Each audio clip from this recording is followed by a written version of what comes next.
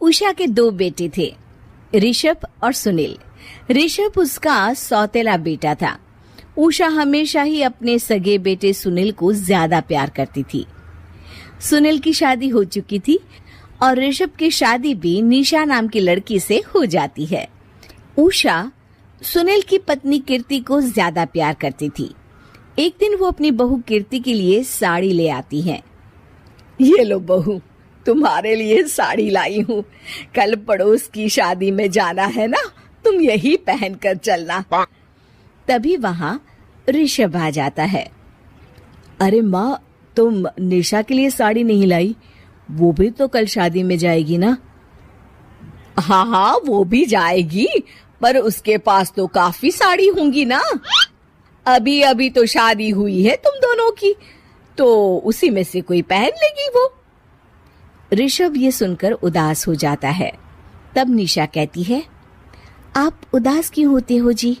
सही तो कह रही हैं मम्मी जी। मेरे पास तो बहुत साड़ियां हैं और सारी की सारी नई हैं। मैं उन्हीं में से कोई पहन लूंगी। वो बात नहीं है निशा। माँ मेरे साथ तो सौतेला व्यवहार करती ही थी, पर मुझे लगता था कि मेरी पत्नी के साथ वो ऐसा कभी नहीं करेंगी, पर आज उन्होंने तुम्हारे साथ भी वैसा ही व्यवहार किया। ऋषभ उदास होकर अपने कमरे में चला जाता है। ऋषभ को उदास देखकर निशा को अपनी सास पर बहुत गुस्सा आता है। एक दिन उषा सुनील को कुछ पैसे दे रही होती है। ले बेटा सुनील, ये कुछ पैसे रख ले और बहू को कहीं घुमा लिया। जी मम्मी जी। सुनील वहां से चला जाता है। मम्मी जी, आपने इन्हें तो कभी पैसे नहीं दिए। ऐसा सौतेला व्यवहार आप क्यों करती हैं? बहू, ये किस तरह से बात कर रही हो तुम अपनी सास से? कोई ऐसे सवाल करता है क्या अपनी सासू से? सास, अरे जिस दिन से मैं इस घर में आई हूँ ना, आपने तो मुझे अपनी बहू माना ही नहीं। हमेशा कीर्ति भाभी के लिए ही सब कुछ लाती हैं। मुझे तो आज तक आपने कुछ दिया ही नहीं। क्या मैं जानती नहीं कि आप ऐसा क्यों करती हैं? देख निशा, तू अपना काम कर समझी। मेरे से बहस करने की कोई जरूरत नहीं है। तभी वहां ऋषभ आ जाता है। निशा, माँ से ऐसे बात नहीं करते। तुम जाओ अपने कमरे में। हाँ, जा रही हूँ। मुझे भी इनसे बात करने का कोई शौक नहीं है। निशा अपने कमरे में चली जाती है और ऋषभ भी वहां आ जाता है। निशा, तुमने माँ से क्यों झगड़ा किया? क्योंकि आप तो कुछ कहते ही नहीं, बस चुपचाप सहते रहते हैं। किसी को तो आवाज उठानी होगी ना। कोई बात नहीं निशा, तुम गुस्सा मत करो, शांत हो जाओ। निशा रसोई में खाना बना रही होती है। तभी वहां कीर्ति आ जाती है। निशा, तुम मार्केट से ये सामान ले आओ। मैं क्यों जाऊं? आप भी तो जा सकती हो ना। दिख नहीं रहा कि मैं खाना बना रही हूँ? हाँ तो क्या हुआ, खाना बनाने के बाद चली जाना। हाँ, खाना भी मैं ही पकाऊं, बाजार जाकर सामान भी मैं ही ले आऊं। खुद तो कुछ करोगी नहीं, है ना? ओहो, जुबान तो देखो कैसे चल रही है। सुनो, तुम अभी आई हो इस घर में, तमीज में रहो, वरना सासू माँ से कहकर मायके भिजवा दूंगी तुम्हें। हाँ। ओह, हाथ लगाकर दिखाओ मुझे, देख लूंगी। बहुत मनमानी हो गई तुम दोनों की, समझी? निशा लिस्ट कीर्ति के ऊपर फेंक देती है।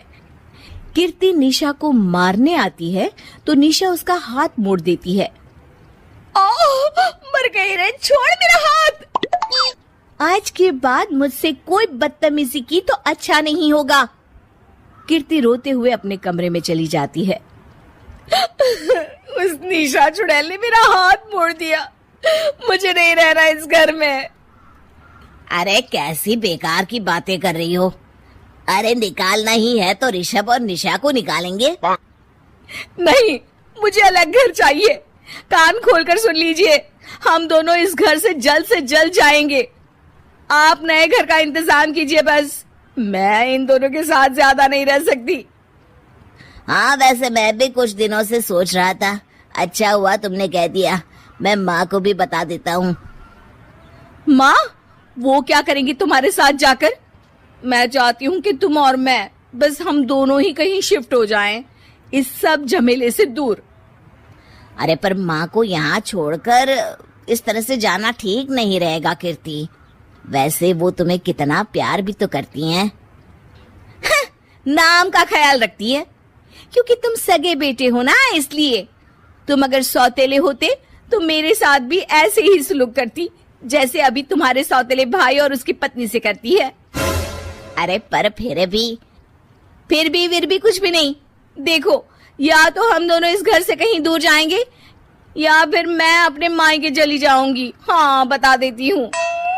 अच्छा बाबा, अच्छा ठीक है। सुनील अपनी माँ से बात करने आता है।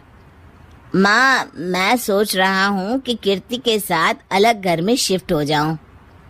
अरे वाह बेटा, ये तो बहुत अच्छा सोचा है तुमने। कब शिफ्ट होना है हमें? मैं भी पैकिंग कर लेती हूँ। अब नहीं माँ, मैं और कीर्ति ही जाएंगे बस। आप तो यहीं रहो, ये पुश्तैनी घर भी है ना आपका। अरे बेटा, तू तो मेरा सगा बेटा है, तू ही मेरे साथ ऐसा कर रहा है। मुझे अपने साथ ले जा बेटा।